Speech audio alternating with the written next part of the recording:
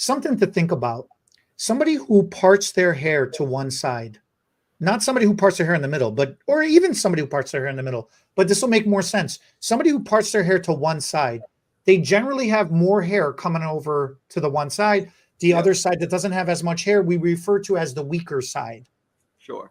That weaker side can tell you how many times I love individual strands. You put in a couple of individual strands, even if you put in 2 or 3. I mean, obviously, the more you put in, the better. But the power of just putting in 2, 3 strands and filling in that weaker side just to balance it all out, that gives, because that makes a lot of people self-conscious more than a lot of hairdressers realize how self-conscious your clients are about that one side there. So being able to add in 2, 3, yeah, look at that. I mean, that's 2 she strands. That's a decent amount of hair to add to the side. It's beautiful. It's beautiful. It makes a big difference. One strand makes a big difference. So it's, as far as for volume, and that's what we're talking about for creating styles or for opening up opportunities. There's a lot of women who will part their hair in the center.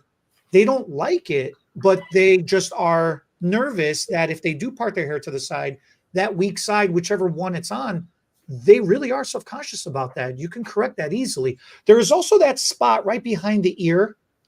Every girl who does beachy waves, beachy curls, there's always that one spot right behind the ear that's always empty, and it drives them crazy, right? I can't tell you how many times popping in 2, 3 strands right behind the ears, right through here, and it just fills in that missing gap of emptiness, right? And that's because the hair breaks across the body. Once it hits your shoulder, the hair breaks across the body. So that's another way of filling in real quick. Something I like about that spot you're just talking about too is I found that this area right in here is one of the best areas for longer hair to put in a highlight or a low light or a fantasy color, red, green, blue, purple, on somebody has a more professional job because they can hide it during the day at work. But then when they let their hair down, because when you put a hair up, if it's just right up inside the hairline, when your hair's up, it's covered.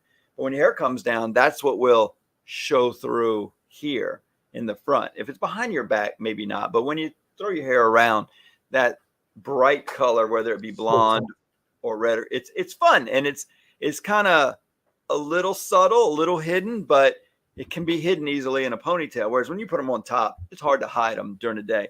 But I always had fun with that. A lot of nurses can show fantasy colors these days, but in the past they couldn't. And so they would get their highlights or their lowlights down underneath here, and they would show at night, but not during the day. So that's just a little trick that I had learned over the years.